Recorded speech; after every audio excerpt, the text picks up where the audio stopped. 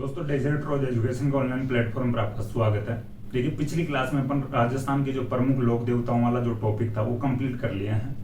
आज अपन एक नया टॉपिक और नेक्स्ट टॉपिक शुरू करेंगे, राजस्थान के प्रमुख संत और संप्रदाय। यानी नेक्स्ट जो टॉपिक अपना रहेगा राजस्थान की प्रमुख लोक देवियां रहेगी। तो ये जो अपन टॉपिक स्टार्ट कर रहे हैं इसका नाम है राजस्थान के संत एवं संप्रदाय। तो आप हेडिंग डाल सकते हो। देखिए, मैं पहले वापस बताने की कोशिश करूँ जो लोक देवता पढ़े थे उनमें, यानी जो पांचों पीरों के नाम बताने की कोशिश करूंगा, वो जो दोहा में बताया था स्टार्टिंग में उसके माध्यम से। तो आपको भी वो दोहा याद रखना चाहिए, क्योंकि उस दोहे से जो राजस्थान के जो 5 पीरों के नाम से जाने जाते हैं जो लोक देवता, उनका नाम यानी एक दोहे के माध्यम से याद रख सकते हो आप भी।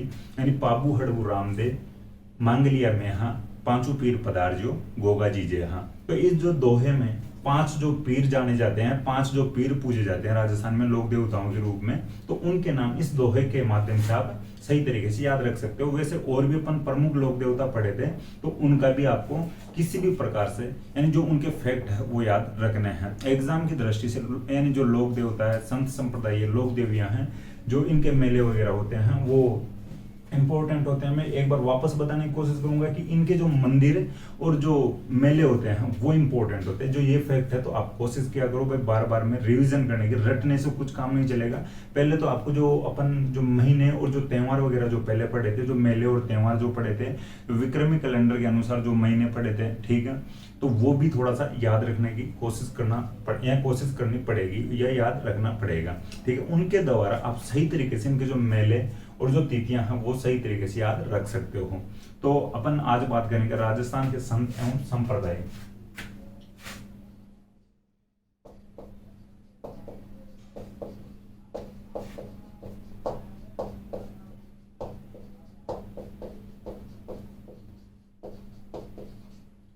देखिए, मैं वापस एक बार बताने की कोशिश करूं कि जो लोक देवताओं के बारे में अपन बात किए थे कि वे लोग जो जनता की सहायता के लिए, जनता की सेवा के लिए लड़ते हुए शहीद हो जाते हैं या दुश्मनों से लड़ते हैं और शहीद हो जाते हैं, उन लोगों को जनता के द्वारा बाद में यानी मरने के बाद में पूजा गया, उनकी मूर्तियों की स्थापना की गई। आज भी जनता उनको पूज रही है, आज भी जनता उनमें अपना विश्वास व्यक्त कर रही है, आज भी जनता अपने जो आस्था बना रखी है वो कहलाते हैं लोक देवता, ठीक है। और लोक देवताओं के रूप में पूजे जा रहे हैं।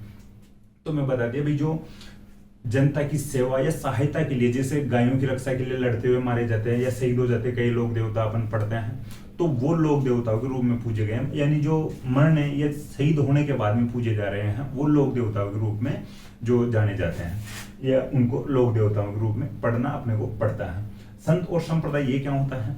देखिए, ये वो लोग हैं, संत वो लोग हैं जो अपने जीवन काल में यानी जीवित रहते हुए जनता की सहायता के लिए कुछ काम करते हैं, जो अपने सत्संग करते हैं, जो अपने प्रवचन देते हैं, अपने प्रवचनों के माध्यम से जनता को लुभाते हैं या जनता को अपनी ओर आकर्षित करते हैं। जनता इनको यानी ज्वाइन करती है, जनता इनको जो इनके उद्देश्य होते हैं उनको एक्सेप्ट करती है और इनकी अनुयायी बन जाती है, ठीक है। वो जो लोग हैं वो संत कहलाते हैं और इनके जो अनुयायी जो बनते हैं, इनको जो ज्वाइन करते हैं, उनसे एक जो संप्रदाय बन जाता है। उस जो संप्रदाय का नाम भी अपन पढ़ेंगे आगे, नाम में बताने की कोशिश करूंगा, ठीक है। तो अपन संत और संप्रदाय पढ़ेंगे। तो जो भी मैं सीधी सी बात बताने की कोशिश करूं कि एक जो संत होगा उसका एक संप्रदाय भी होगा, या एक जो संप्रदाय होगा तो उसका एक संत जरूर होगा, ठीक है। संत के बिना कोई संप्रदाय नहीं बन पाएगा, या संप्रदाय जो भी होगा तो उसका एक यानी संत भी होना जरूरी है। देखिए, संत आज भी अपन जो समझने की कोशिश करते हैं तो कई संत हैं या कई बाबा हैं। तो देखिए, वो संत है वही टाइप के जो ये संत तो अपन पढ़ रहे हैं, लेकिन आज के जो संत और बाबा है वो थोड़े से उनके जो क्रियाकलाप जो अलग है, गतिविधियां थोड़ी सी अलग है। इसलिए ये जो एक धारणा बनी आ रही लोगों में संत और संप्रदाय वाली, इसको थोड़ी सी यानी बदनामी की ओर लेकर जा रहे हैं वर्तमान वाले जो संत और बाबा है। हालांकि हर यानी सभी के लिए अपन नहीं बोल सकते हैं, कुछ लोग गलत भी होते हैं, कुछ लोग सही भी होते हैं, अपवाद हर कहीं पर होते हैं, ठीक है। तो अपन जो संत और संप्रदाय पढ़ रहे हैं, तो देखिए जो ये संत होते थे या संत थे, इनके द्वारा संप्रदाय भी चलाया गया कि इन संतों को जो जनता ज्वाइन करती है और ये जो इनको एक्सेप्ट करती है, ये इनमें अपनी आस्था यानी रखती है जनता, तो इनके द्वारा जो मिलाकर एक जो संप्रदाय चलता है, या इनके द्वारा एक संप्रदाय चलाया जाता है, उसका जो नाम भी रखा गया है इन संतों के द्वारा। भाई जो कई संतों के नाम से जो यानी संप्रदाय चलते हैं, कुछ जो संप्रदाय होते हैं वो संतों के नाम से चल जाते हैं, ठीक है। तो वो दोनों बराबर, यानी जो सेम बात बोल रहा हूं मैं, आपको समझने की कोशिश करना, संत के द्वारा संप्रदाय और संप्रदाय का एक संत होगा, ठीक है। तो ये देखिए बेसिक इन्फॉर्मेशन दी आपको समझने और जानने के लिए। तो अपन सबसे पहले इस जो मैं बताने की कोशिश करूँ आपको कि अपन दादू दयाल जी पढ़ेंगे, लेकिन कुछ जो यहाँ पर जो राजस्थान के जो प्रमुख जो संत है उनको अपन जो संत के नाम से पढ़ रहे हैं, इनके संत जो संत है और इनका जो संप्रदाय चलेगा, यानी अपन बात कर रहे हैं दादू दयाल जी की, तो इनका जो संप्रदाय चलाया जाएगा। लेकिन कुछ संप्रदायों के नाम पढ़ेंगे या हेडिंग अपन संप्रदाय के डालेंगे, जो फिर यानी जो जैसे अपन पढ़ेंगे वल्लभाचार्य, यानी जो वल्लभाचार्य जो उड़ीसा के थे उनके द्वारा वल्लभ संप्रदाय चलाया जाता है, ठीक है। अपन परनामी संप्रदाय पढ़ेंगे तो वहां पर तो अपन डायरेक्ट हेडिंग डाल रहे हैं, जो अपन मुख्य रूप से पढ़ रहे हैं संप्रदाय को। और यहाँ पर अपन जो राजस्थान के जो मुख्य संत है इनको संतों के नाम से पढ़ रहे हैं, भाई इनके द्वारा जो कौन सा यानी संप्रदाय चलाया जाता है। तो राजस्थान में जिनकी मुख्य पीठ है, राजस्थान से ही मुख्य रूप से इनका संबंध रहा है, तो उनको तो अपन संतों के नाम से पढ़ने की कोशिश करेंगे। मुख्य जो भी मुख्य तरीका, या एक प्रकार से मैं बताने की कोशिश करूंगी, यानी मुख्य तरीके से यानी जो ध्यान दिया जाएगा जो संतों के ऊपर दिया जाएगा, यानी राजस्थान वालों के ऊपर, ठीक है। और जो राजस्थान से बाहर के जो संत और संप्रदाय है, तो उनके जो भी इंफॉर्मेशन अपन पढ़ेंगे एग्जाम की दृष्टि से, तो उनको संप्रदाय के नाम से पढ़ने की कोशिश करेंगे। तो थोड़ा ध्यान रखना। तो अपन सबसे पहले बात करते हैं दादू दयाल जी की।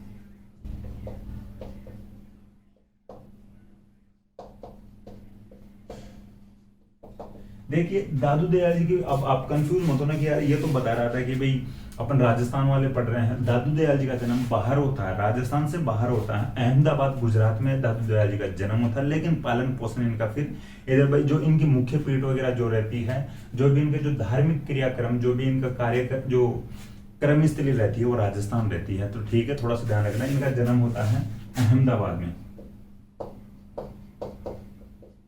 अहमदाबाद गुजरात है, तो गुजरात के अहमदाबाद में दादू दयाल जी का जन्म होता है।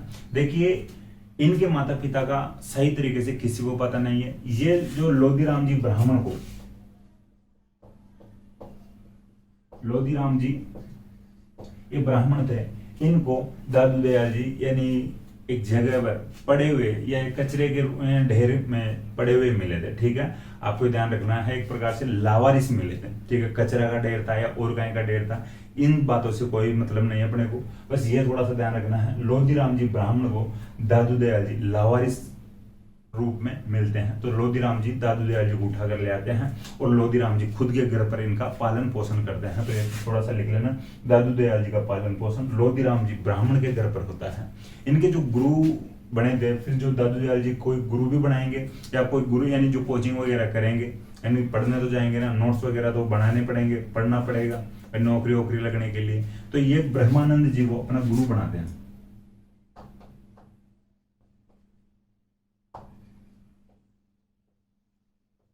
इनको वृदानंद जी भी आपको मिल जाएगा, और एक इनका नाम मिल जाएगा बुड्ढन बाबू, ठीक है।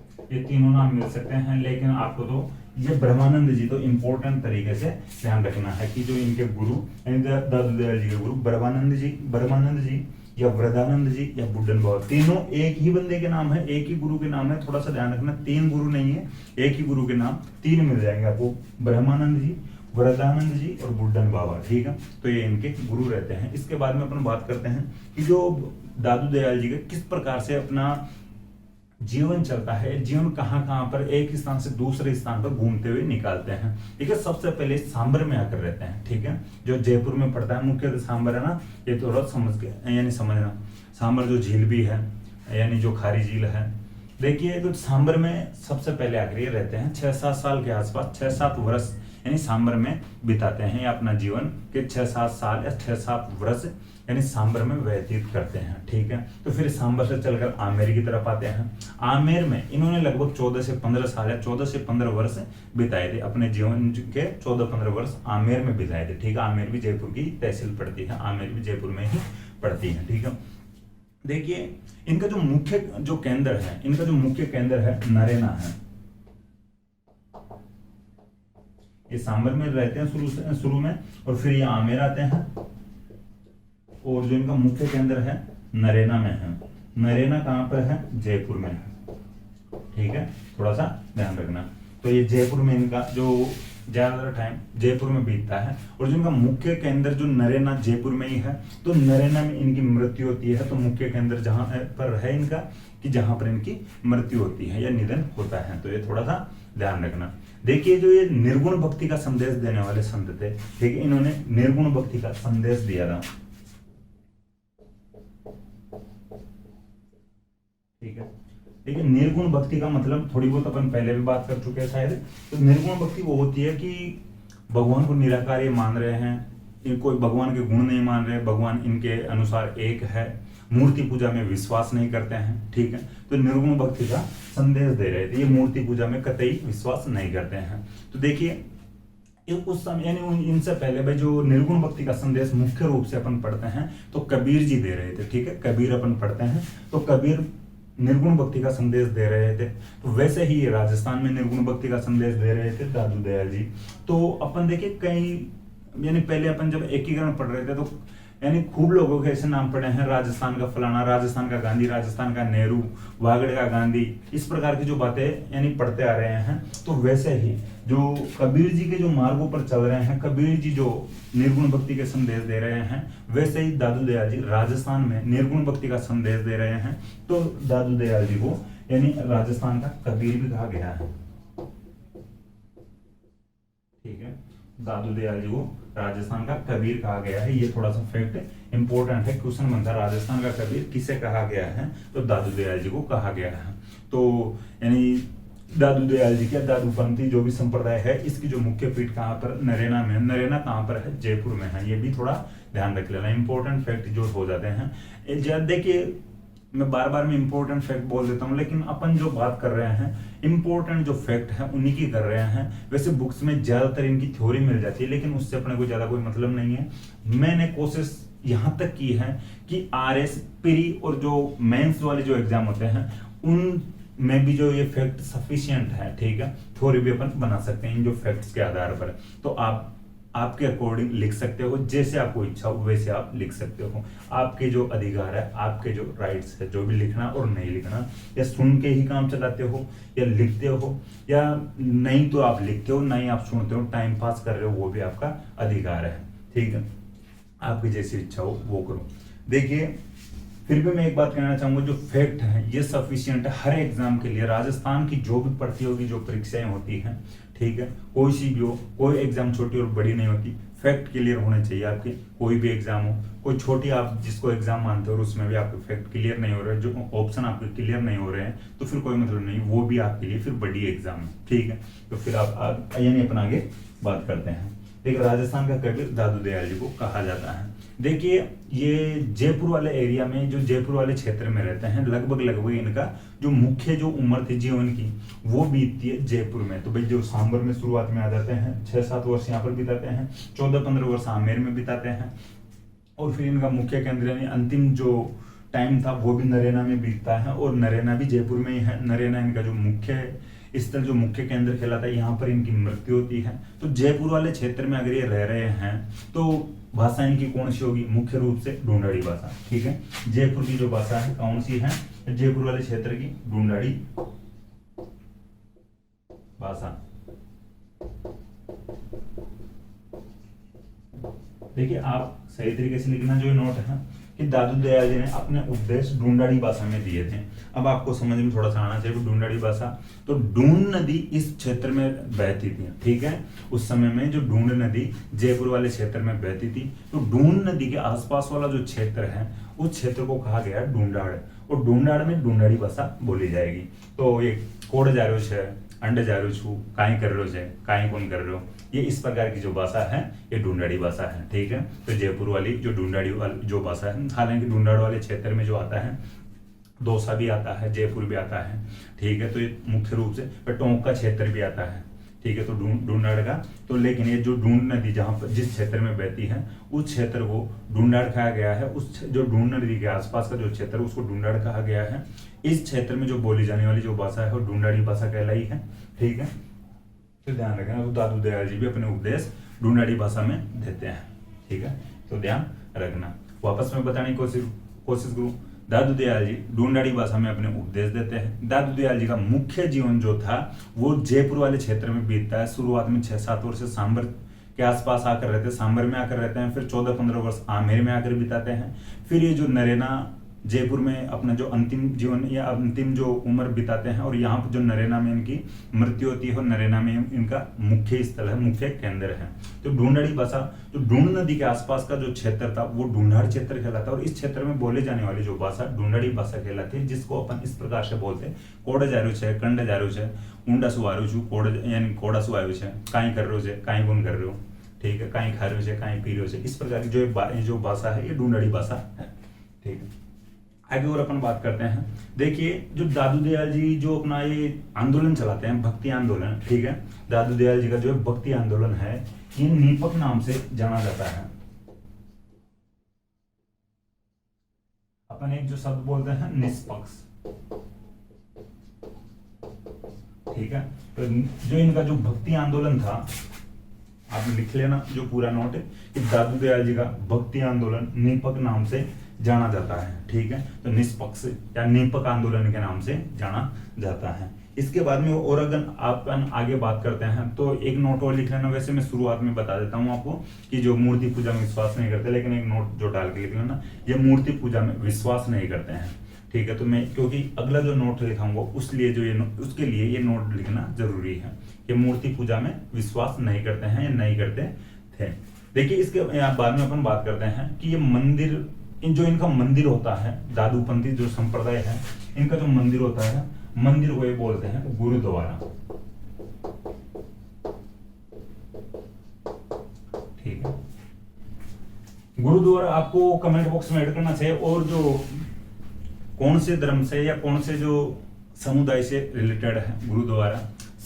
यानी जो सिख जो समुदाय है उनके जो गुरुद्वारा होता है, तो वैसे ही जो इनका जो मंदिर होता है दादूपंथी संप्रदाय का, उसको भी ये गुरुद्वारा बोलते हैं। देखिए, तो गुरुद्वारे में अब ये किसकी पूजा करेंगे, मंदिर में किसकी पूजा करेंगे। अपन पहले ही बात कर लिए हैं कि जो मूर्ति पूजा तो करते ही नहीं है, तो मूर्ति पूजा जो लोग नहीं करते हैं, जो संप्रदाय नहीं करते हैं, जो समुदाय मूर्ति पूजा में विश्वास नहीं करते हैं, तो वो करते हैं पुस्तकों की पूजा। ठीक है, वो पुस्तकों की जो किताबों की पूजा करते हैं। तो इनके जो ये मंदिर को गुरुद्वारा कहते हैं, इस गुरुद्वारे में भी कोई ना कोई पुस्तक की पूजा तो करते ही होंगे। उस पुस्तक का क्या नाम हो सकता है? उस पुस्तक का नाम है दादू जी की वाणी।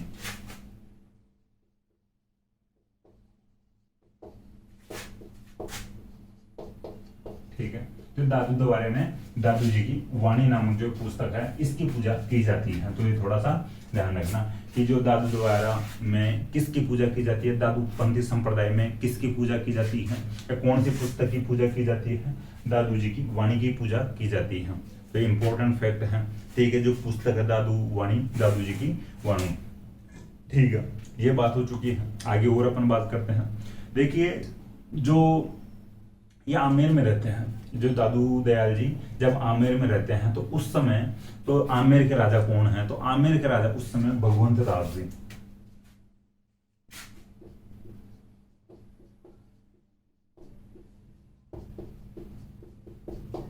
ठीक है, 1585 की बात है, ये थोड़ा सा ध्यान रखना।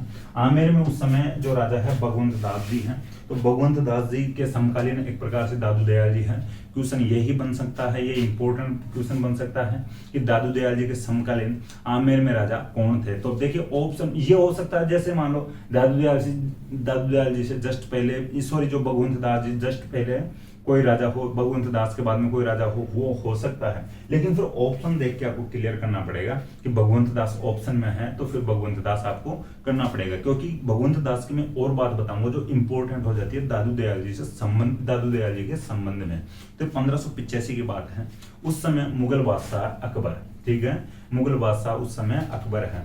अकबर उस समय फतेहपुर सीकरी में, ठीक है, फतेहपुर सीकरी जो उत्तर प्रदेश में पड़ता है। ठीक है भाई, जो ये सीकर वाला फतेहपुर, जो मत समझ लेना, फतेहपुर सीकरी जो है वो है उत्तर प्रदेश में। तो वहां पर जो मुगल बादशाह भाई जो अकबर आया हुआ है, अकबर इधर भगवंत दास जी के पास मैसेज करता है। देखिए मैं वापस याद दिलाने की कोशिश करूंगा आपको, भाई जो जयपुर वाले जो थे, जो कछुआ शासक थे, इनका संबंध मुगलों से अच्छा खासा था शुरू से, ठीक है। सबसे पहले वैसे आमेर वालों ने अधीनता स्वीकार की थी, ठीक है। तो आपको कमेंट बॉक्स में ऐड करना चाहिए कि आमेर वाले कौन से राजा ने सबसे पहले अधीनता स्वीकार की थी। तो भगवंत दास जी के पास मैसेज करता है अकबर कि यार आपके पास या आपके आमेर में दादू दयाल जी आए हुए हैं, और दादू दयाल जी का नाम इन दिनों में सोशल मीडिया पे ट्रेंड पे चल रहा है यार, कि भगवंत दास जी सोशल मीडिया पे ट्रेंडिंग कर रहे हैं दादू दयाल जी। तो यार अपने से भी मिलवाओ ना, इतनी बड़ी सेलिब्रिटी है आपके पास आई हुई है, आपके क्षेत्र में आए हुए हैं और आप मिलवा नहीं रहे हो। भगवंत दास अकबर से कहते हैं भाई ठीक है, ये तो छोटी सी बात है, हम आपके पास ही लेकर आते वहीं पे मिलवाते हैं। तो भगवंत दास दादू दयाल जी को लेकर जाते 1585 ईस्वी में फतेहपुर सीकरी, यानी जो उत्तर प्रदेश में पड़ता है, वहां पर अकबर से मुलाकात करवाते हैं दादू दयाल जी की। एक प्रकार से जो भगवंत दास है और दादू दयाल जी यहाँ से चलकर फतेहपुर सीकरी जाते हैं 1585 ईस्वी में, और वहां पर अकबर से मुलाकात करते हैं, अकबर से मिलते हैं। या अकबर से कौन मिलवाता है दादू दयाल जी को? तो भगवंत दास मिलवाते हैं, जो कि आमेर के राजा है। ठीक है, ये बात आपको समझ में आ गई होगी। नोट इस प्रकार से आपको डालना है, नोट आपको इस प्रकार से करना है कि आमेर के राजा भगवंत दास ने दादू दयाल जी को फतेहपुर सीकरी, ब्रैकेट में उत्तर प्रदेश लिख सकते हो, फतेहपुर सीकरी में अकबर से मिलवाया था। ठीक है, ये नोट आप इस प्रकार से लिख सकते हो। इसके बाद में और आगे अपन बात करते हैं। देखिए आप पूरा नोट डाल लेना, मैं यहाँ पे जो फैक्ट है, मुख्य फैक्ट वो लिख दिया हूँ। ठीक है, इसके बाद में और अपन बात करते हैं कि जो दादूपंथी जो संप्रदाय है, देखिए जो संप्रदाय का पूरा नाम चलता है दादू दयाल जी के नाम से, दादूपंथी संप्रदाय।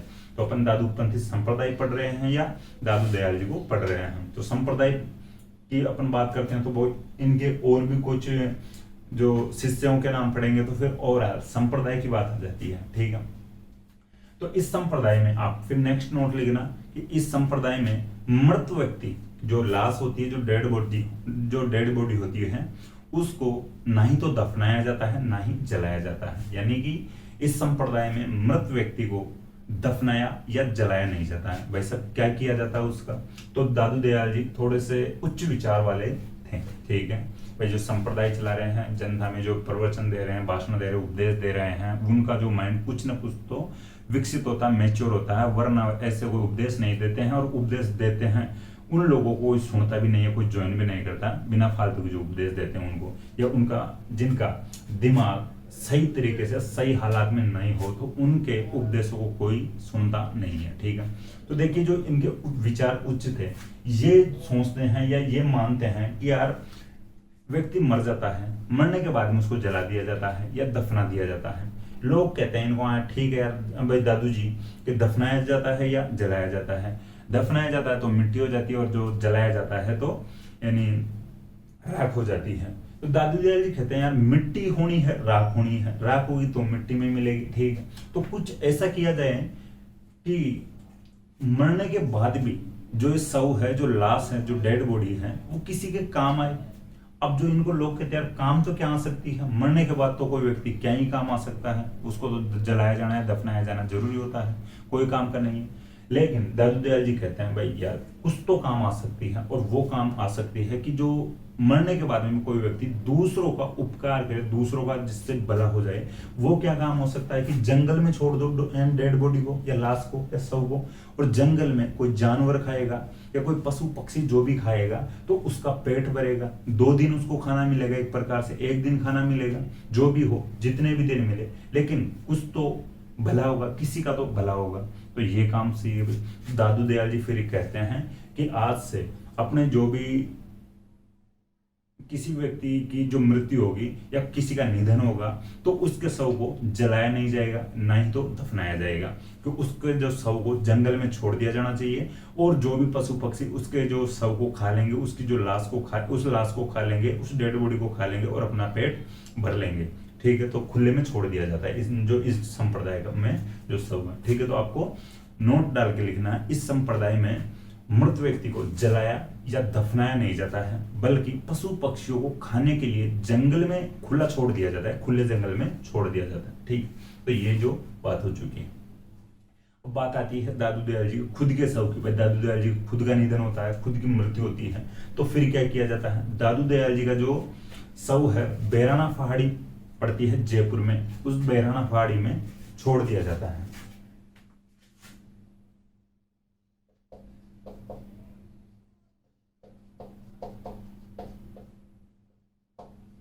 ये बैराना पहाड़ी जो है ये जयपुर में है, ठीक है। तो दादू दयाल जी का शव बैराना की पहाड़ी जयपुर में खुला छोड़ दिया जाता है, ठीक है। तो ये जो बैराना की जो पहाड़ी है, इस जो क्षेत्र को कहा गया है फिर दादू खोड़ या दादू पालका।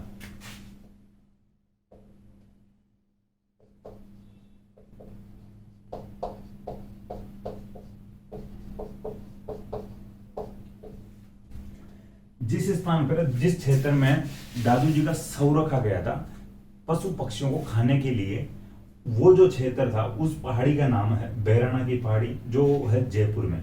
इस जो पहाड़ी वाले क्षेत्र को, या मुख्य रूप से जिस क्षेत्र में या जिस जगह पर जो शव रखा जाता है उसको कहा जाता है दादू खोल या दादू पालका, ठीक है। दादू जी की भाई खोड़ है वो दादू जी का पालका है, ठीक है।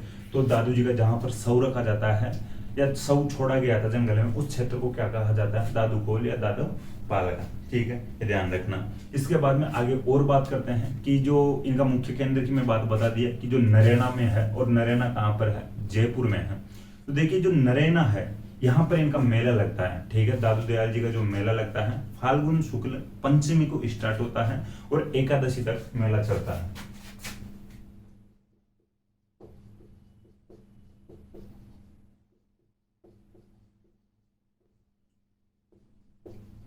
फाल्गुन शुक्ल पंचमी से एकादशी तक चलता है, ठीक है। एकादशी आपको दिख नहीं रही हो तो मैं बोलने की कोशिश करता हूं। जो फाल्गुन माह की शुक्ल पक्ष की पंचमी को इनका मेला स्टार्ट होता है। फाल्गुन माह की शुक्ल पक्ष की एकादशी बोले तो 11 को इनका जो मेला है वो कंप्लीट होता है, समाप्त होता है, ठीक है। तो ये बात आपको समझ में आ गई होगी। तो दादू जी का जो मेला जो लगता है, दादूपंथी जो संप्रदाय का जो मुख्य मेला लगता है भात यानी जो फाल्गुन शुक्ल पक्ष की पंचमी को स्टार्ट होता है और एकादशी को समाप्त होता है, ठीक है। अब एक नोट और आपको डालना है कि जो वैसे मैंने जो नाम तो बता दिया, लेकिन दादू जी के उपदेश जो वाणी नामक ग्रंथ में मिलते हैं या संकलित है, ठीक है। यहाँ पर दादू जी की वाणी तो मैं लिख दिया, लेकिन आपको इस प्रकार से नोट कर लेना चाहिए, क्योंकि डायरेक्ट मान लो क्वेश्चन बनता है कि दादू जी को उपदेश किस पुस्तक में संकलित है या किस पुस्तक में मिलते हैं, तो वाणी नामक पुस्तक में मिलते हैं। तो आपको लिखना चाहिए कि दादू जी के उपदेश वाणी नामक ग्रंथ में संकलित है, ठीक है। तो ध्यान रखना। अब देखिए थोड़ी सी और बात बताने की कोशिश करो, और बात करें अपन कि यानी दादू जी के शुरुआत में 152 स्टूडेंट थे, एक प्रकार से 152 शिक्षक थे,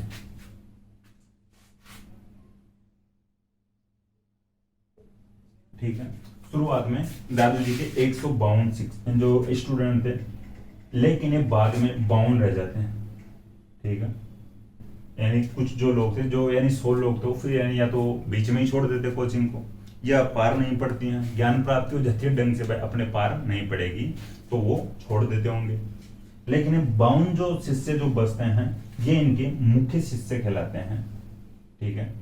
देखिए जो 52 मुख्य शिष्य हैं, जो इनके स्टूडेंट है, एक प्रकार से इनको 52 स्तंभ कहा जाता है, ठीक है। 52 स्तंभ या पिल्लर, हिंदी में बोले तो स्तंभ और इंग्लिश में बोले तो पिल्लर। तो ये जो 152 वाला जो आपको याद रखना हो तो ठीक है, नहीं रखना हो तो भी चलेगा, लेकिन 52 याद रखना कि 52 जो दादू जी के जो मुख्य शिष्य कितने थे, जिनको क्या कहा जाता है, तो इनको मुख्य शिष्य थे 52, इनको जो कहा जाता है 52 स्तंभ, ठीक है। तो ये ध्यान रखना, 52 स्तंभ कहा जाता है दादू जी के जो 52 शिष्य थे इनको।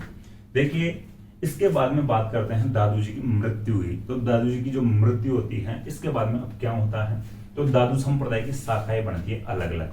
दादू दयाल जी की मृत्यु के बाद में दादू यानी जो दादूपंथी संप्रदाय की अलग अलग जो शाखाएं बनती है, मुख्य जो शाखाएं थी 5 थी, तो उनकी भी अपन बात करते हैं। तो देखिए मैं ये जो अब तक की जो बात बताया हूँ इसको थोड़ा सा रिवीजन की कोशिश करें, तो दादू दयाल जी का जो थोड़ा बहुत रिवीजन की अगर बात आती है तो वो करने की कोशिश करें। तो इनका जन्म होता है अहमदाबाद गुजरात। देखिए सही तरीके से आपको याद रखना चाहिए, वैसे दादू दयाल जी काफी इंपॉर्टेंट है एग्जाम की दृष्टि से।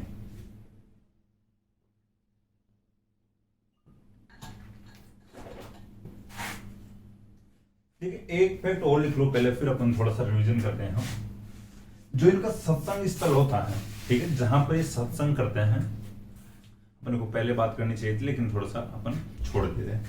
जहां पर बैठकर ये सत्संग करते हैं उस स्थल को, उस स्थान को ये कहते हैं अलकदरीबा। ठीक है भाई, जहां पर बैठकर ये सत्संग करते हैं, जिस स्थान पर बैठकर सत्संग करते हैं, उपदेश वगैरह जो देते हैं, इनका जो भी प्रोग्राम चलता है, जागरण वगैरह जो चलता है, उस स्थल को, उस स्थान को कहते हैं अलकदरीबा। तो आपको सत्संग स्थल लिखना है। ठीक है, जो सत्संग स्थल आप लिख सकते हो, देखिए थोड़ी सी जगह का अभाव है तो थोड़ा सा ध्यान रखना। सत्संग स्थल को कहते हैं, इन जो दादू पंथी संप्रदाय का जो सत्संग स्थल होता है उसको कहते हैं अलकदरीबा। ठीक है, आपको समझ में आ गया होगा। देखिए अब बात करते हैं दादू दयाल जी के थोड़े रिवीजन की। दादू दयाल जी का जो जन्म होता है अहमदाबाद गुजरात में होता है। इनका पालन पोषण करते हैं लोदीराम जी ब्राह्मण। ठीक है, इनके जो गुरु रहते हैं दादू दयाल जी के ब्रह्मानंद, इनको कहते हैं वृद्धानंद भी और बुड्ढन बाबा के नाम से भी जानते हैं इनके गुरु जी को। इनका जो शुरुआती जीवन सांबर में बीतता है 5-6 वर्ष तक, फिर इनका जो 14-15 वर्ष का जो जीवन आमेर में बीतता है, और इनका जो अंतिम जीवन बीतता है जयपुर के नरैना नामक स्थान पर। नरैना जयपुर में इनका जो मुख्य केंद्र है। देखिए इन्होंने निर्गुण भक्ति का संदेश दिया था। इनको राजस्थान का कबीर भी कहा जाता है दादू दयाल जी को। जो इन्होंने अपने जो उपदेश दिए थे वो ढूंढाड़ी भाषा में दिए थे। देखिए इनके जो सत्संग स्थल को कहा जाता है अलकदरीबा कहा जाता है। इनके जो भक्ति आंदोलन चलाया जाता है इनके द्वारा, उस भक्ति आंदोलन को निपक आंदोलन के नाम से भी जाना जाता है। देखिए ये मूर्ति पूजा में विश्वास नहीं करते हैं। इनके जो मंदिर को गुरुद्वारा कहा जाता है, इस गुरुद्वारे में ये दादू जी की वाणी नामक पुस्तक की पूजा करते हैं। ठीक है, इसके बाद में अपन बात करते हैं कि आमेर के राजा भगवंत दास ने 1585 ईस्वी में फतेहपुर सीकरी जो उत्तर प्रदेश में है वहां पर दादू दयाल जी को अकबर से मिलवाया था। यानी ठीक है, आमेर के राजा भगवंत दास ने दादू दयाल जी को 1585 में फतेहपुर सीकरी में अकबर से मिलवाया था। इस संप्रदाय में यानी दादूपंथी संप्रदाय में शव, लाश जो डेड बॉडी होती है वो जलाया या दफनाया नहीं जाता। ठीक है, उसको खुले में या खुले जंगल में पशु पक्षियों को खाने के लिए छोड़ दिया जाता है। खुद दादू जी का जो शव है जयपुर में जो भैराना की पहाड़ी है वहां पर छोड़ दिया गया था। उस पहाड़ी वाले जो क्षेत्र को यानी जो दादू पाल का या दादू खोल भी कहा जाता है। ठीक है, देखिए जो इनका मेला लगता है फाल्गुन शुक्ल पंचमी से फाल्गुन शुक्ल एकादशी तक चलता है और इनके उपदेश वाणी नामक ग्रंथ में संकलित है।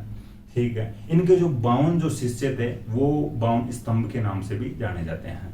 इसके बाद में आगे और अपन बात करते हैं इनकी जो शाखाएं बटी थी दादू जी की मृत्यु के बाद में। दादूपंथी संप्रदाय की 5 शाखा जो चली थी आगे।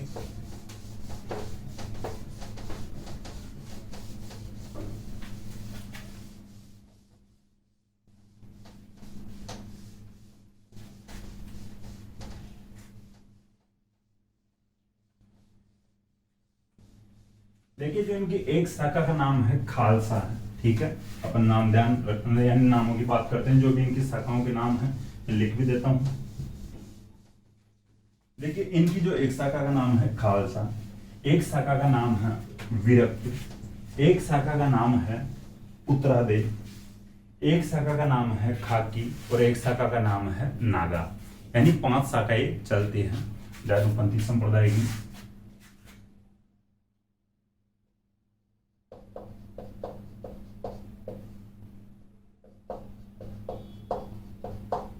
खालसा, विरक्त,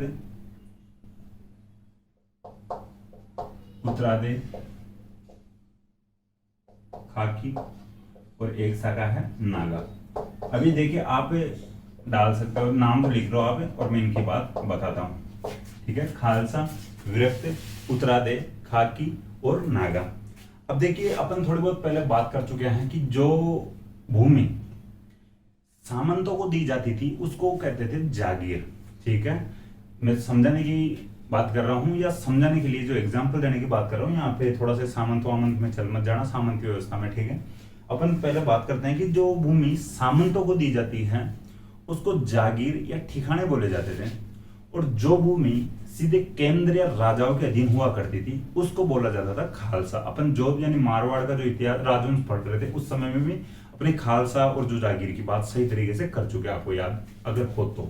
ठीक है, तो ये जो सीधे केंद्र के अधीन, जो मुख्य केंद्र को जो ज्वाइन करते हैं, जो इनके अनुयायी जो मुख्य केंद्र के अधीन रहते हैं, जो मुख्य केंद्र को मानते हैं, तो इनका मुख्य केंद्र कहाँ पर, नरेना। तो नरेना को मानने वाले जो अनुयायी थे, जो भक्त थे, वो जो उनका जो चलता है, जो उनकी जो शाखा चलती है, वो कहलाती है खालसा। ठीक है, खालसा का मतलब है मुख्य केंद्र। तो मुख्य केंद्र इनका जो नरेना है, तो नरेना को जो मानने वाले लोगों की जो शाखा चलती है, उसका नाम है खालसा। बात आती है विरक्त, जो दूसरी शाखा। विरक्त का मतलब है मोह माया को जो छोड़ने वाले। ठीक है, मोह माया जो घर छोड़ देते हैं जो लोग हैं, उनकी जो शाखा चलती है वो है विरक्त। ठीक है, कि जो मोह माया से अलग हो जाते हैं, घर बार छोड़ देते हैं, तो वो कहलाते हैं, उनकी जो शाखा कहलाती है विरक्त। इसके बाद में बात आती है उत्तरादे। देखिए, जो इनके एक शिष्य थे बनवारी दास जी। ठीक है, इन जो दादू दयाल जी के एक शिष्य थे बनवारी दास जी। बनवारी दास जी राजस्थान से प्लान करते हैं हरियाणा की तरफ। हरियाणा में एक जगह पड़ती है रतिया। हरियाणा में जो जगह पड़ती है रतिया, तो राजस्थान से हरियाणा की तरफ चले जाते हैं। हरियाणा में जाकर जो रतिया नामक स्थान है, यहाँ पर अपना केंद्र बना लेते हैं, यहाँ पर अपना डेरा डाल लेते हैं। अब आप थोड़ा सोच के देख लीजिए ज्योग्राफी के अकॉर्डिंग कि राजस्थान की जो ज्योग्राफिकल जो कंडीशन है या भौगोलिक जो स्थिति है, कि राजस्थान से हरियाणा किस साइड है, तो हरियाणा उत्तर में पड़ता है। ठीक है, तो हरियाणा उत्तर में पड़ता है, तो हरियाणा की तरफ जो जाते हैं बनवारी दास जी, जो उत्तर की ओर जाते हैं, तो उत्तरादे हो जाती है। तो इस प्रकार से ये थोड़ा सा ध्यान रखना, समझने की कोशिश करना। राजस्थान से उत्तर की ओर जाएंगे तो हरियाणा में जाएंगे, हरियाणा में जो जगह पड़ती है रतिया, यहाँ पर जाकर अपना डेरा डालेंगे, तो वो हो गए इनकी जो शाखा चलती है, वो शाखा का नाम है उत्तरादे। उत्तर की ओर जाते बनवारी दास जी, तो उत्तरादे शाखा हो जाती है। जो चौथी शाखा की बात करते हैं खाकी। तो खाकी वो लोग हैं जो खाकी कपड़े धारण करते हैं, यानी भस्म धारण करते हैं, भस्म लगाते हैं, जटा रखते हैं, यानी दो दाढ़ी जो बाल बड़े रखते हैं, तो वो खाकी शाखा के लोग थे, या खाकी शाखा बनती है। अभी नागा है, तो नागा यानी कुछ नहीं धारण करते हैं, कपड़े उपड़े भी त्याग देते हैं, भाई एक नाम की जो लंगोट रखते हैं, तो वो कहलाते हैं नागा। ठीक है, अपने पास में शस्त्र रखते हैं, यानी जो हथियार रखते हैं। ठीक है, तो ध्यान रखना। तो ये नागा है। जो नागा शाखा की स्थापना कैसे होती है मैं थोड़ी सी बताऊंगा आगे। थोड़ी सी इंपॉर्टेंट शाखा हो जाती है, जो इनको स्थापित करते हैं वो थोड़ा सा इंपॉर्टेंट हो जाता है। ये जो इनकी 5 शाखाएं हैं, ठीक है, तो दादूपंथी संप्रदाय की जो 5 शाखाएं हैं, जो 5 शाखाओं का नाम है खालसा, विरक्त, उत्तरादे, खाकी और नागा। जो मुख्य केंद्र जो नरेना को मानने वाले खालसा शाखा के अनुयायी कहलाए, जो घर बार छोड़ देते हैं, मोह माया को छोड़ देते, त्याग देते हैं, वो कहलाते हैं विरक्त। और जो उत्तर की ओर चले जाते हैं हरियाणा की तरफ, जो हरियाणा में रतिया नाम के स्थान पर जो बनवारी दास जी चले जाते हैं, जो कि दादू दयाल जी के मुख्य शिष्यों में थे बनवारी दास जी, तो उनकी शाखा जो कहलाती है उत्तरादे। और जो खाकी शाखा होती है, ये जो जटा रखते हैं, भस्म लगाते हैं और जो खाकी कपड़े धारण करते हैं, वो जो शाखा कहलाती है खाकी कहलाती है। और जो नागा यानी नाम मात्र के एक लंगोट रखते हैं शरीर पर और जो हथियार रखते हैं अपने साथ, वो जो शाखा कहलाती है नागा शाखा कहलाती है। 5 शाखाएं दादूपंथी संप्रदाय की। ठीक है, देखिए अब बात करते हैं दादू जी के जो प्रमुख जो शिष्य थे, जो स्टूडेंट थे मुख्य, उनकी बात कर लेते हैं थोड़ी बहुत।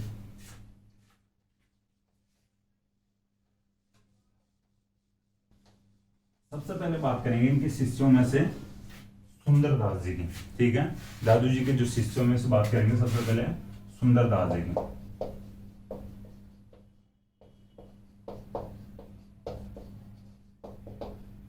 देखिए जो सुंदरदास जी हैं, थोड़ा समझने वाले फैक्ट आएंगे, समझना आपको पड़ेगा, क्योंकि अपन थोड़ी सी वापस जाकर बात करेंगे, जो राजवंश पढ़ रहे थे वहां की थोड़ी सी बात करने की कोशिश करेंगे, लेकिन आपको समझना पड़ेगा। देखिए बीकानेर के जो राजा कल्याणमल अपन पढ़ते हैं, ठीक है, बीकानेर के राजा कल्याणमल अपन पढ़ते हैं। बीकानेर के राजा यानी जैत सिंह पढ़ते हैं पहले। बीकानेर के राजा जैत सिंह पढ़ते हैं। जैत सिंह 1541 में पाहेबा या साहेबा का युद्ध होता है, ठीक है, जैत सिंह और जो मालदेव के बीच में। तो उस युद्ध में लड़ते हुए जैत सिंह काम में आ जाते हैं, मारे जाते हैं। ठीक है, अपन बात कर चुके हैं, ज्यादा बात यहाँ पर नहीं करेंगे। तो जैत सिंह के 2 बेटे थे, ठीक है, एक कल्याणमल और एक भीमराज।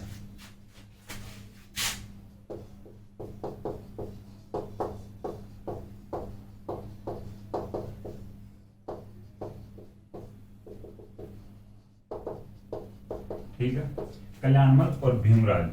अब देखिए जयत सिंह के जो दोनों बेटे ये बाहर थे उस युद्ध के समय, तो इनको पता चलता है मालदेव के खिलाफ लड़ते हुए पिताजी काम में आ गए, मारे गए हैं, शहीद हो गए हैं, तो अब अपने को क्या करना चाहिए। तो इनको लगता है, इनमें से मुख्य रूप से भीमराज को लगता है यार वहां पर मालदेव का थोड़ा सा होप चल रहा है, अपने पिताजी को मार दिया वो, अपने को किसी बड़े राजा की हेल्प लेनी चाहिए, बड़े राजा की सहायता में जाना चाहिए, सहायता के लिए जाना चाहिए। तो भीमराज प्लान तैयार करता है। भीमराज उस समय भीमराज को लगा यार शेरशाह सूरी है दिल्ली में, तो शेरशाह सूरी के पास चलते हैं। तो भीमराज सबसे पहले शेरशाह सूरी के पास जाता है और भीमराज जाकर शेरशाह सूरी को पूरी बात बताता है, ये कंडीशन है हमारे जो राज्य में, पिताजी को मार दिया, मार दो, आपको हमारी हेल्प करना चाहिए।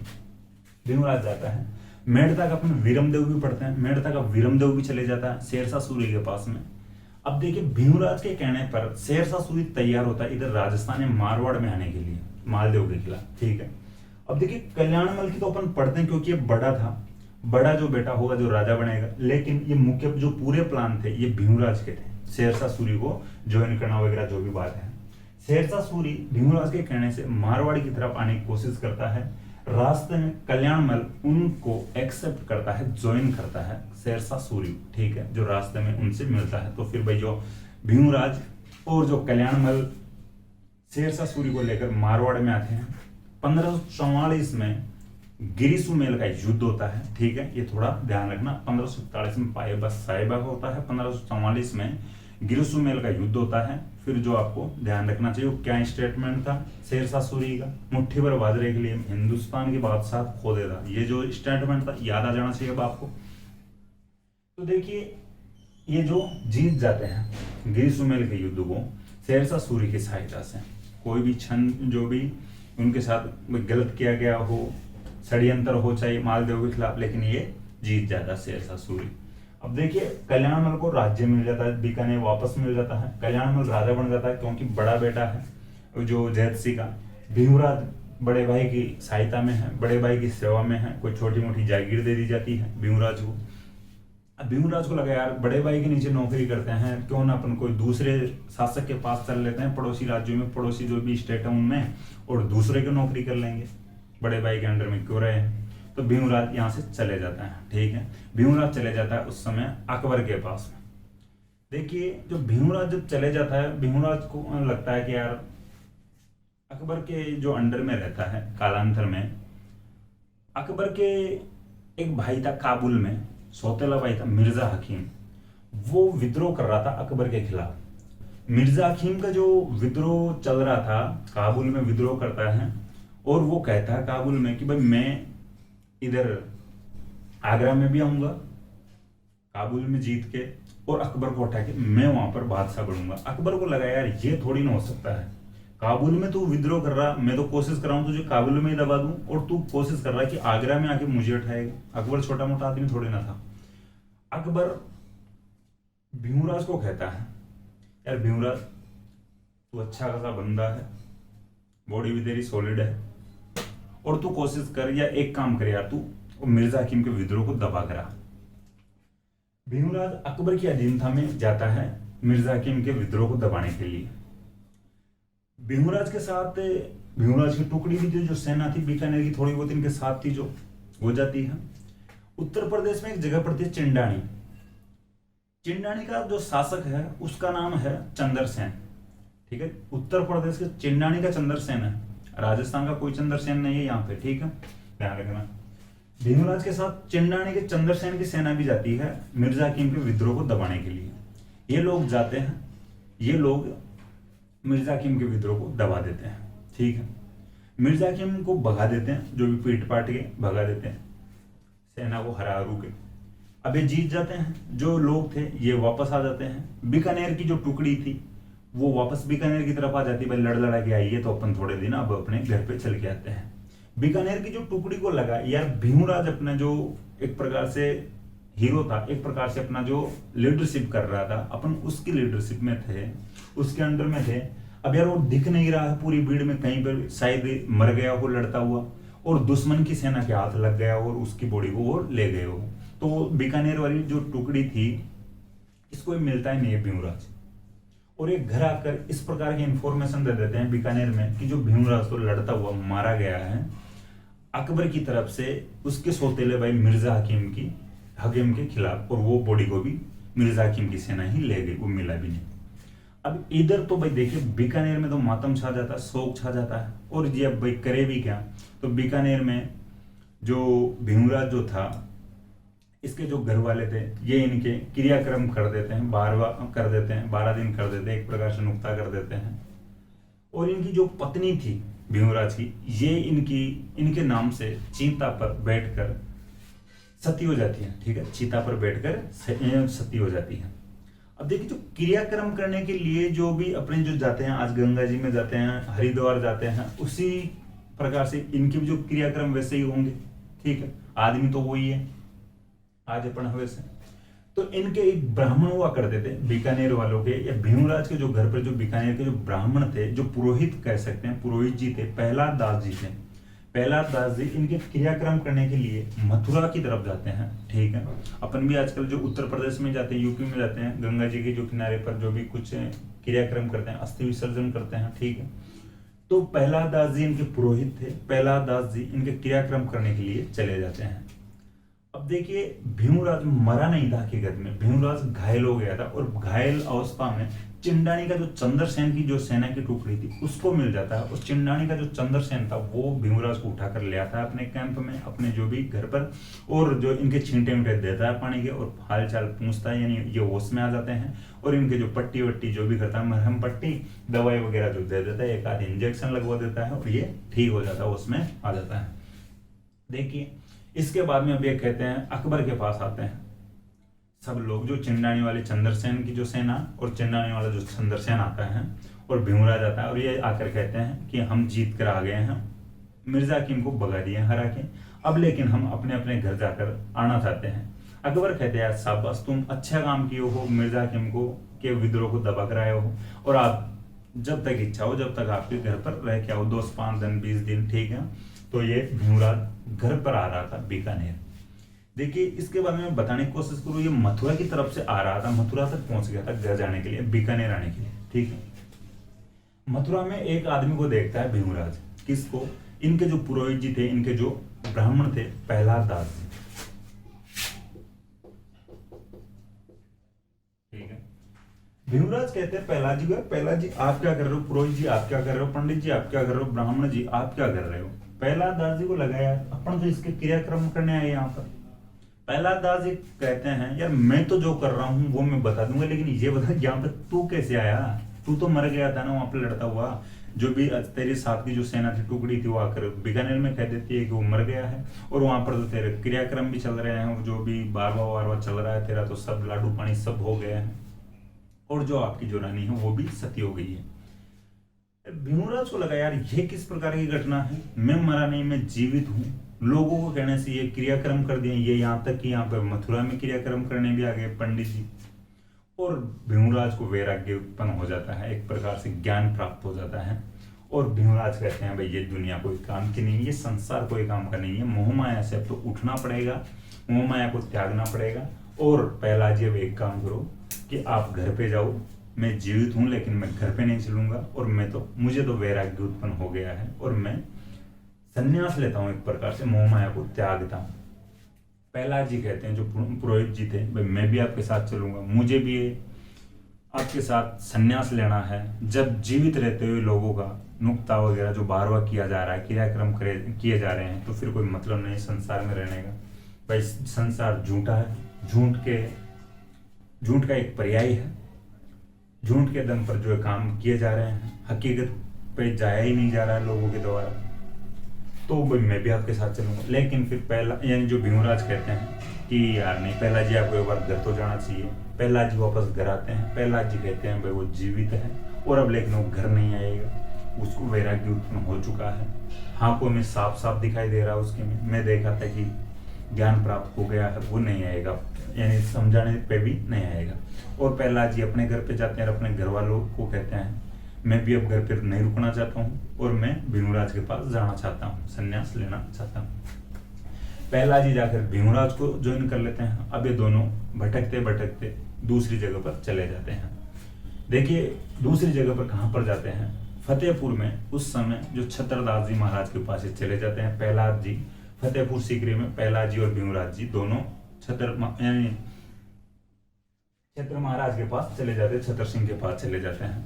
छतर सिंह को फतेहपुर सीकरी में ज्वाइन करने की कोशिश करते हैं, लेकिन वो कहते हैं जो भी आप मेरे पास आए हो स्वागत है, लेकिन मैं आपको कोचिंग नहीं दे सकता। मेरे जो नोट्स हैं थोड़े से कम लेवल के हैं, छोटे लेवल के, छोटी वैकेंसीज के लिए हैं।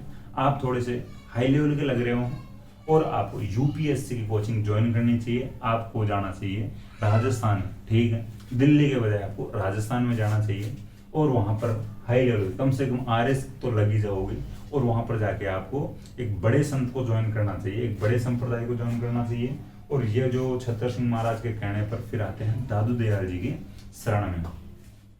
अब देखिए दादू दयाल जी की शरण में प्रहलाद जी और जो ये भीमराज जी आ जाते हैं। दादू दयाल जी के पास आते हैं। अब देखिए लंबा चौड़ा सुंदर बंदा है, राज परिवार से भीमराज। अब देखिए जो डायरेक्ट आता है तो दादू दयाल जी के मुंह से एक ही शब्द निकलता है, हाँ भाई सुंदर, आ तू कैसे आया है। अब देखिए भीमराज कहते हैं महाराज कि मेरा नाम तो भीमराज है, यानी सुंदर नहीं है। अब दादू दयाल जी कहते हैं कोई बात नहीं है, भीमराज हो, लेकिन मैंने तो सुंदरदास कह दिया, यानी सुंदर कह दिया है, तो मेरी तरफ से तेरा नाम आज से सुंदर ही है। लेकिन बता तू कैसे है, क्या काम है। यानी भीमराज कहते हैं ये बात है और हम आपके शिष्य बनना चाहते हैं, आपकी कोचिंग ज्वाइन करना चाहते हैं, आपका जो संप्रदाय ज्वाइन करना चाहते हैं।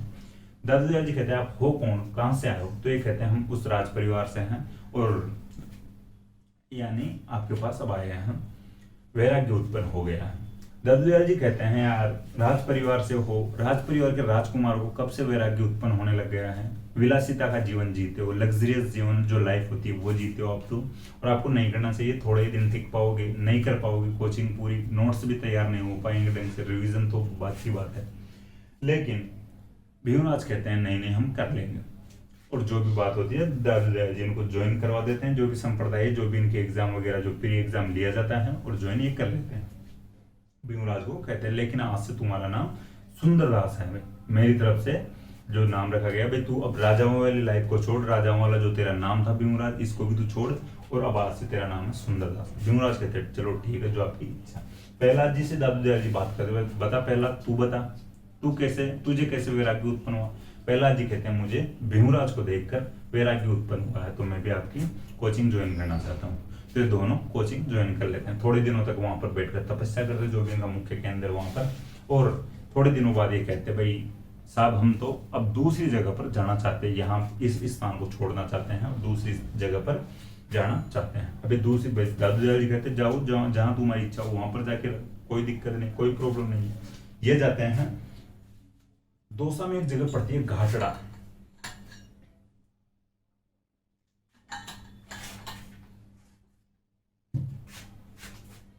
दौसा में एक जगह पड़ती है घाटड़ा, ये वहां पर जाकर रहने लग जाते हैं। ये जो घाटड़ा में जाकर रहने लग जाते हैं भीमराज जी और प्रहलाद जी। अब भीमराज जी और प्रहलाद जी दोनों जो अब सुंदरदास हो गया ना, ठीक है, नाम अब सुंदरदास हो गया, तो सुंदरदास और प्रहलाद जी घाटड़ा दौसा में रहते हैं। और सुंदरदास जी को लगा अब यार यहाँ पर भी पार नहीं पड़ रही है, और एक घाटड़ा को प्रहलाद जी के हैंड ओवर करके चले जाते हैं और भाई मैं तो आगे जा रहा हूँ, और ये चले जाते हैं हिमालय की तरफ, ठीक है, हिमालय की वादियों में जाकर तपस्या करते हैं। तो भीम जो सुंदरदास तो आगे चलकर हिमालय में चले गए थे और प्रहलाद जी घाटड़ा दौसा में रह गए थे। जो ये इनकी जो ये शाखा है, इन्होंने नागा शाखा की स्थापना की थी, ठीक है, तो थोड़ा ध्यान रखना। भीमराज ने जो सुंदरदास जो थे, इन्होंने नागा शाखा की स्थापना की थी।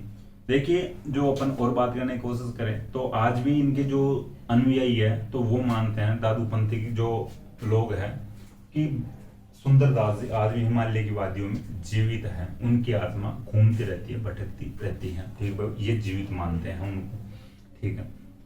तो आप अब लिखना कि जो इनका जो ये कल्याणमल का छोटा भाई था, सुंदरदास जी बीकानेर के राजा कल्याणमल का छोटा भाई था। पूरा नोट डाल के लिख लेना कि जो सुंदरदास जी हैं, पहले इनका नाम भीमराज था, ये भी मैं आपको बता दिया। तो ये बीकानेर के राजा कल्याणमल का छोटा भाई था। कल्याणमल और जो भीमराज दोनों जयसिंह के बेटे थे, लेकिन ये नोट लिखने की आवश्यकता नहीं है, बस इतना से लिख लेना, बीकानेर के राजा कल्याणमल का छोटा भाई था ये भीमराज जो था। देखिए दादू जी ने इनका नाम बदलकर सुंदरदास रख दिया था, ये भी आपको नोट डाल के लिखना है। दादू जी ने इनका नाम यानी जो भीमराज का नाम बदलकर सुंदरदास रख दिया था। ब्रैकेट में आप लिख सकते हो भाई जो शुरुआत में प्रारंभ में नाम भीमराज था या मूल नाम इनका था भीमराज था, बाद में दादू जी ने इनका नाम बदलकर सुंदरदास कर दिया था, या वास्तविक नाम आप लिख सकते हो ब्रैकेट में भीमराज लिख सकते हो। इसके बाद में अपन आगे बात करते हैं, इन्होंने दादू पंथ की नागासाका की स्थापना की थी।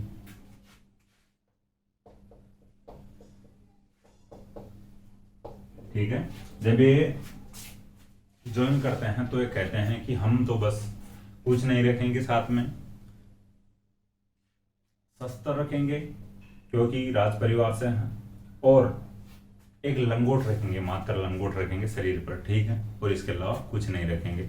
देखिए नागासाका के जो साधु होते हैं साथ में शस्त्र रखते हैं, ठीक है, साथ में शस्त्र रखते हैं या हथियार रखते हैं। देखिए इसके बाद में और अपन बात करने की कोशिश करें तो जो नागासाका के जो साधु रहते हैं, ठीक है, नागासाका के जो साधु रहते हैं उस स्थान को कहा जाता है छावनी।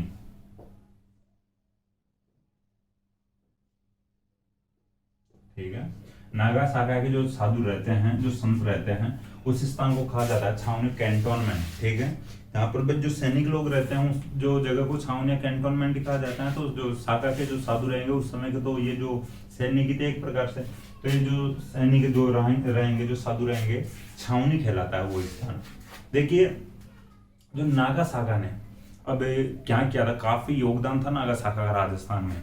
जैसे औरंगजेब खाटू श्याम जी पर यानी खाटू श्याम जी के मंदिर पर आक्रमण करता है, अपन पहले पढ़ चुके हैं। औरंगजेब हिंदू राजकुमारियों के खिलाफ गलत नीति अपनाता है और हिंदू देवी देवताओं के जो मंदिर है उनके खिलाफ गलत नीतियां अपनाता है, यानी जो आक्रमणकारी नीतियां अपनाता है। मंदिरों को तुड़वाने की कोशिश करता है और मूर्तियों को भी तुड़वाने की कोशिश करता है।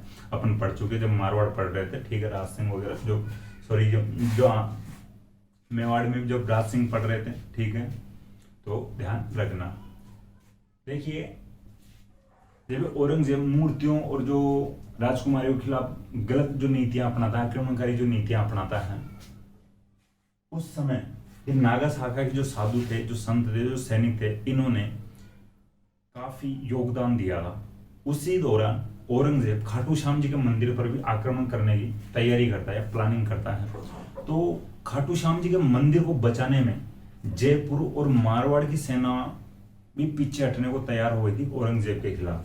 जयपुर और मारवाड़ की सेनाएं भी घबरा रही थी, लेकिन जो नागासाका के जो साधु थे जयपुर और मारवाड़ की जो सेनाओं का साथ देते, कंधे से कंधा मिलाकर, और जो खाटू श्याम जी का मंदिर का वर्तमान स्वरूप है वो एक प्रकार से बचाया जाता है। तो अपन मान सकते हैं कि नागासाका के द्वारा या नागासाका के प्रयासों से औरंगजेब के खिलाफ बचाया जाता है। तो वर्तमान जो स्वरूप है खाटू श्याम जी के मंदिर का वो है नागासाका की साधुओं की देन। भाई जो भी अब आज वर्तमान जो कंस्ट्रक्शन और कुछ हो गया वो एक अलग बात है, लेकिन बचाते कौन है, नागासाका के साधु है। नागासाका के जो भी सैनिक थे काफी अपना योगदान देते हैं। नागासाका के जो भी सैनिक थे, जो संत थे, ये जो लोग हैं जयपुर के स्वाई प्रताप सिंह के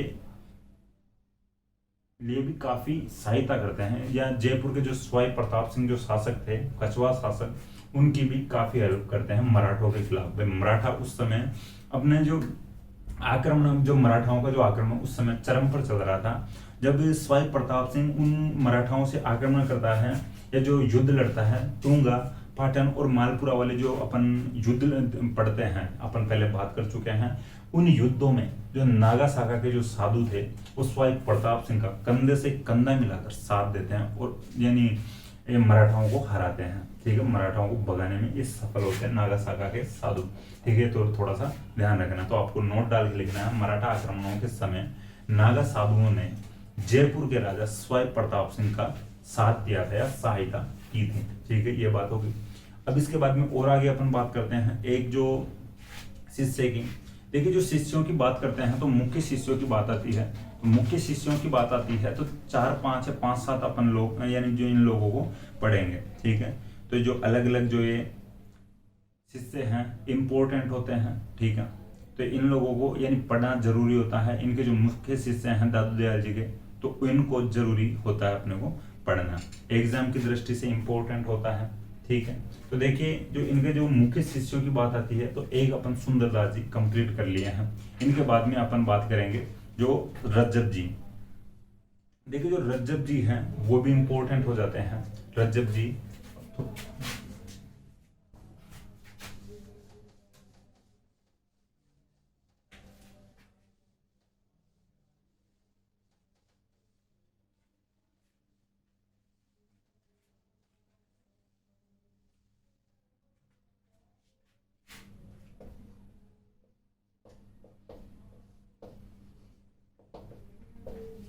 रज्जब जी भी दादू दयाल जी के मुख्य शिष्यों में से थे।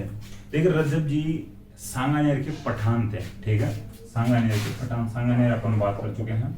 सांगानेर जयपुर में है। सांगानेर का सांगो बाबू, जयपुर को हनुमान, चांदपोल की शीला देवी, देवराजा मान, वो जो अपन बात कर चुके हैं पहले। तो सांगानेर के पठान है रज्जब जी।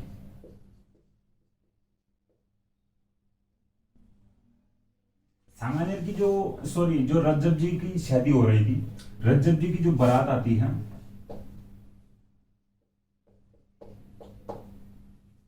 कहां से, जो सांगानेर से आती है, आमेर की तरफ आती है। जब रज्जब जी बारात लेकर आ रहे थे आमेर में सांगानेर से, तब बीच में ये रुकते हैं, जो एक प्रकार से आराम करने के लिए, जो अपन बोलते हैं चावल खाने के लिए, तसल्ली खाने के लिए। भाई वहां से आ रहे थे, थक गए थे, तो ये थोड़ा आराम करने के लिए बैठ जाते हैं, आमेर में रुकते हैं बीच में। तो आमेर में जब रुकते हैं तो वहां पर जो दादू जी का जो चल रहा था, सत्संग चल रहा था, ठीक है। दादू जी का सत्संग चल रहा था, तो ये उस सत्संग में जाकर बैठ जाते हैं, दूल्हे के वेश में ही बैठ जाते हैं रज्जब जी, दादू जी के सत्संग को सुनने लग जाते हैं।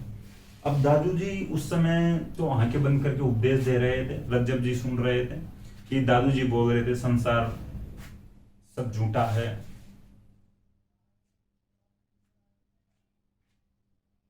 कि ये मोह माया को छोड़ देना चाहिए, शादी विवाह कुछ नहीं है, इन पचड़ों में नहीं पड़ना चाहिए। तो ये इस प्रकार के उपदेश दे रहे थे दादू जी।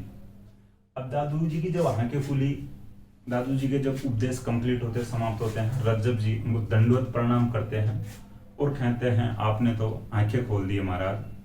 दादू जी कहते हैं यार तू मेरे उपदेश सुन रहा है और तू इस वेश में बैठा है, तू शादी करने के लिए जा रहा है, तू गलत काम करने जा रहा है, तुझे ये नहीं करना चाहिए। और रज्जब जी कहते हैं मेरी तो आंखें खुल गई है महाराज, और मैं तो शादी नहीं करूंगा, ये दूल्हे का जो वेश है, शेरवानी है, इसको भी उतारता हूँ। दादू जी कहते हैं तुझे ये जो शेरवानी ऐसे कैसी पहनने, जो पहने रहना है, खोलना नहीं है, उतारना नहीं है।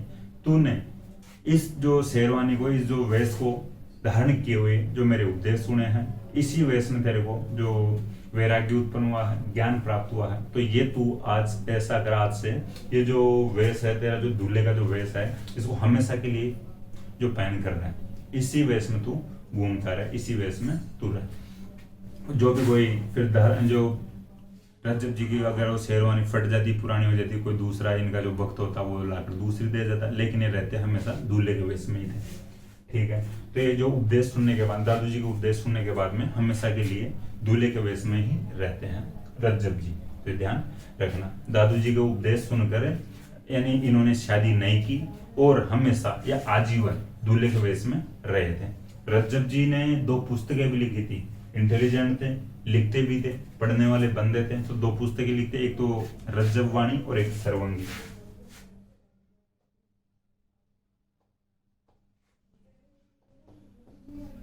रज्जब वाणी और एक सर्वंगी। देखिए जो 2 पुस्तकें लिखते हैं जो रज्जब जी, तो एक तो रज्जब वाणी लिखते हैं और एक सर्वंगी लिखते हैं। जो सर्वंगी है योग पर आधारित है, ठीक है भाई। आज योग को प्रसिद्ध किया जा रहा है, लेकिन ये उस समय में देखो योग पर आधारित पुस्तकें लिख रहे हैं। ये हो चुके हैं रज्जब जी।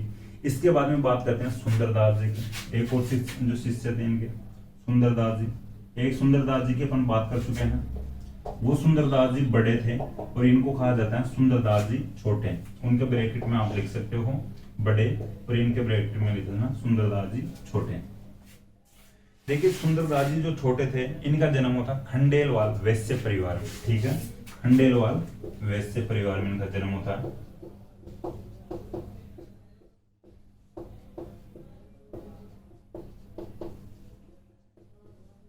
ठीक है, सुंदरदास जी छोटे का जन्म होता है खंडेलवाल वैश्य परिवार में होता है।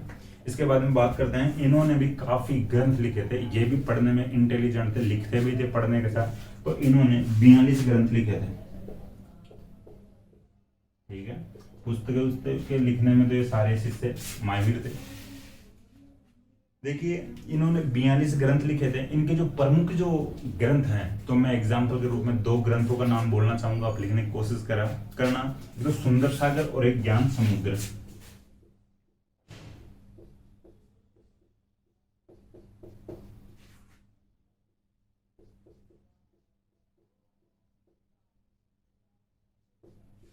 ठीक है, इनके जो मुख्य ग्रंथ थे 42 में से सुंदर सागर और ज्ञान समुद्र आप लिख सकते हो, एग्जाम की दृष्टि से ये इंपॉर्टेंट है। इसके बाद में बात आती है जो इनका जो मुख्य केंद्र ये कहां पर बनाते हैं, तो इनका जो मुख्य केंद्र 2 जगह पर थे। एक तो दौसा में जगह पड़ती है गेटोला, और एक जो सीकर में जगह पड़ती है फतेहपुर।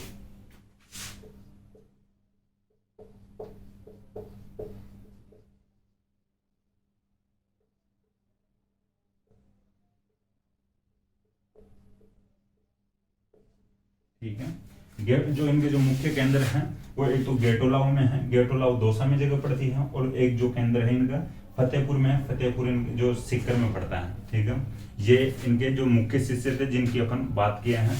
और शिष्य हैं, ओनली उनका नाम याद रखना आपको। बालिंद जी भी इनके मुख्य शिष्य थे दादू दयाल जी के।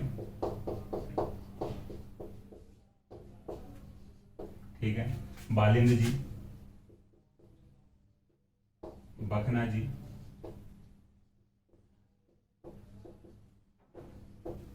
मिस्किन दास जी। ठीक है, ये भी शिष्य थे, बालिंद जी, बखना जी, मिस्किन दास जी।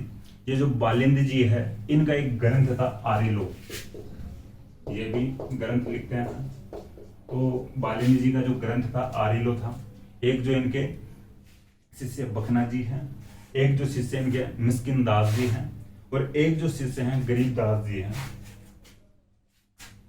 यहां पर लिखता हूं मैं, देखिए दोनों को एक साथ लिखना जरूरी है। गरीब दास जी, दोनों को एक जगह इसलिए लिख लेना क्योंकि मिस्किन दास जी और जो गरीब दास जी हैं, ये दोनों दादू दयाल जी के बेटे थे। ठीक है, जो मिस्किन दास जी और जो गरीब दास जी हैं, ये दादू दयाल जी के बेटे थे दोनों। ये लिख लेना आप, दादू दयाल जी के बेटे। ये जो मिस्किन का जो शाब्दिक अर्थ बताने की कोशिश करूं, तो मिस्किन का शाब्दिक अर्थ होता है गरीब। ठीक है, एक बेटे का नाम है गरीब दास जी, एक का नाम है मिस्किन दास जी, लेकिन मिस्किन का अर्थ भी होता है, शाब्दिक अर्थ भी होता है गरीब। ठीक है, तो ध्यान रखना। एक और जो शिष्य लिखना चाहो तो लिखना ना, माधव दास जी। वैसे अपन 52 पढ़ते हैं मुख्य स्तंभ, तो 52 के भी लिख सकते हो, लेकिन कोई ज्यादा जरूरी नहीं है। अपन जो सुंदरदास बड़े, सुंदरदास छोटे, रज्जब जी पढ़े हैं, ये थोड़े से ध्यान रख लेना, उनके साथ ये भी रख लेना। बालिंद जी का जो आरिलो ग्रंथ है, गरीब दास जी और मिस्किन दास जी इनके बेटे हैं, बखना जी भी एक शिष्य हैं, माधव दास जी लिखना चाहो तो लिख लेना। ये कंप्लीट हो चुके हैं दादू संप्रदाय या दादू दयाल जी।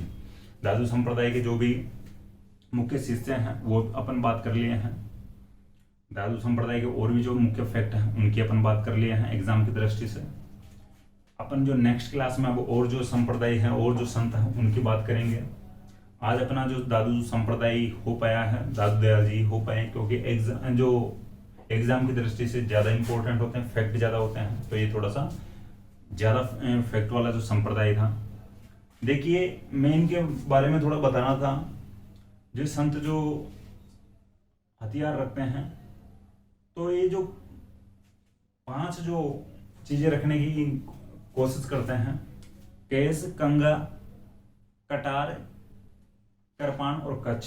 ठीक है, जिसको कच्छा भी बोल सकते हैं, अंडरगारमेंट्स। ठीक है, तो ये थोड़ा सा ध्यान रखना। तो ये जो बातें आपको समझ में आ गई होगी। अब जो नेक्स्ट क्लास में और अपन संप्रदाय पढ़ लेंगे, जो राजस्थान में जो संप्रदाय है, जैसे जाम्बोजी महाराज अपन पढ़ते हैं, तो ये इंपॉर्टेंट हो जाता है। जो इनका जो विष्णु संप्रदाय चलता है। ठीक है, तो ये देखिए काफी इंपॉर्टेंट हो जाते हैं संत और संप्रदाय अपन पढ़ते हैं। जो अपन अभी मैं वापस फिर बताने की कोशिश करूंगा कि जो ये जो भीमराज था, जो सुंदरदास बनता है आगे, सुंदरदास का नाम रखा जाता है जो दादू दयाल जी के द्वारा। इनकी जो शाखा चलती है नागा शाखा, तो नागा शाखा के जो साधु होते हैं, मैं पहले बता दिया था आपको भाई, ओनली शरीर पर एक लंगोट के रूप में जो एक कच्छ रखते हैं, कच्छा जिसको बोल सकते हैं।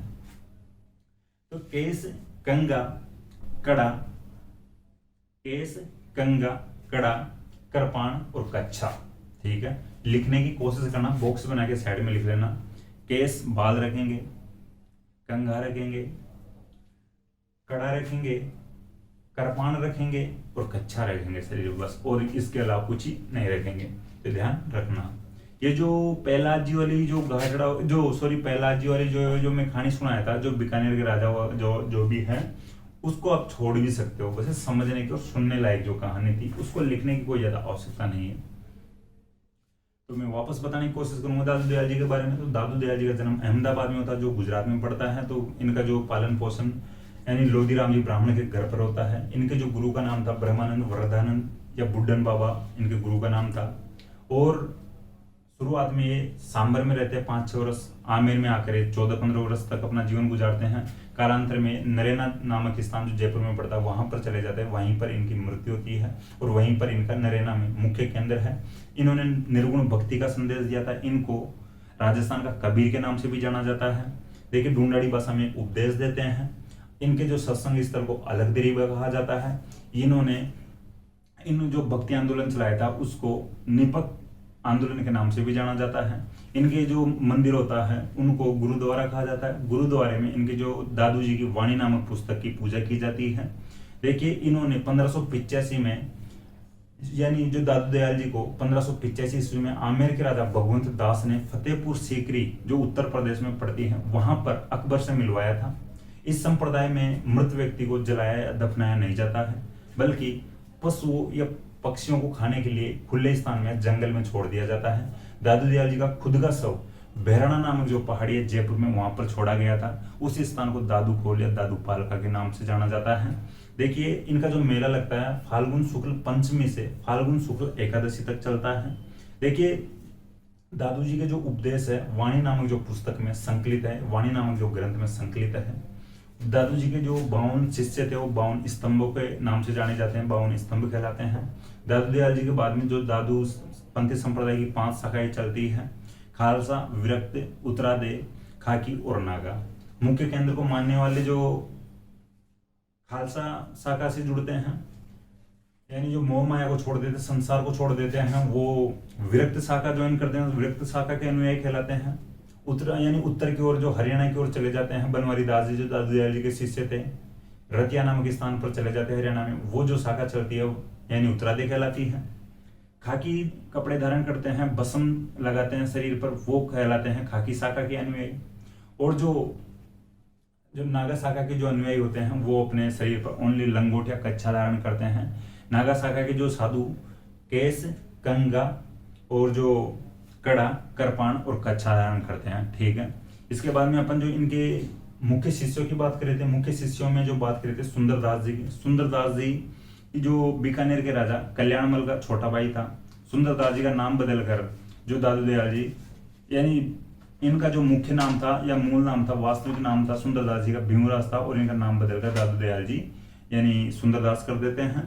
इन्होंने जो सुंदरदास जी ने दादूपंथी की नागा शाखा की स्थापना की थी।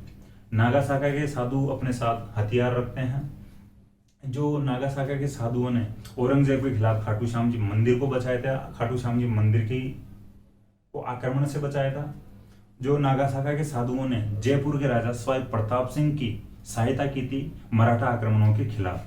ठीक है, इसके बाद में अपन बात करते हैं सुंदरदास जी दादू जी के प्रथम शिष्य थे। ठीक है, सुंदरदास जी दादू जी के प्रथम शिष्य थे। और अपन शिष्यों की बात करते हैं रज्जब जी की करते हैं। रज्जब जी सांगानेर के पठान थे। रज्जब जी की जो बारात आती है सांगानेर से आमेर की तरफ, तो रज्जब जी बीच में ही दादू दयाल जी के उपदेश सुनने लग जाते हैं और इनको वैराग्य यानी उत्पन्न हो जाता है, ये ज्ञान प्राप्त हो जाता है। तो ये आजीवन शादी नहीं करते हैं और आजीवन दूल्हे के वेश में ही रहते हैं। ठीक है, जो रज्जब जी की 2 पुस्तकें हैं, रज्जब जी की वाणी और सर्वंगी। सर्वंगी योग पर आधारित पुस्तक है। इसके बाद में जो सुंदरदास जी छोटे की बात किए थे, तो सुंदर यानी जो पहले अपन बात किए थे भीमराज जिनको सुंदरदास जी के रूप में पढ़ रहे थे उनको सुंदरदास जी बड़े के नाम से जाना जाता है। और जो सुंदरदास जी छोटे की बात करते हैं अपन, सुंदरदास जी छोटे का जन्म खंडेलवाल वैश्य परिवार में होता है। जो इन्होंने 42 ग्रंथों की रचना की थी। इनमें जो मुख्य ग्रंथ हैं, देखिए, जो यानी जो ज्ञान समुद्र है और जो सुंदर सागर है। देखिए, इनके जो मुख्य केंद्र थे सुंदरदास जी छोटे के गेटोला, दौसा और फतेहपुर सीकर में थे। बालिनी जी भी इनके मुख्य शिष्य थे दादू दयाल जी के, जिनका ग्रंथ है बारीलो। गरीबदास जी और मिस्किनदास जी दादू दयाल जी के बेटे थे, वो भी इनके यानी दादू दयाल जी के शिष्य थे। बखना जी और माधवदास जी भी इनके शिष्य थे दादू दयाल जी के। तो ये होते हैं दादू Dayal ji complete. Next class में अपन और जो संप्रदाय और संत है वो पढ़ेंगे। तब तक के लिए थैंक यू।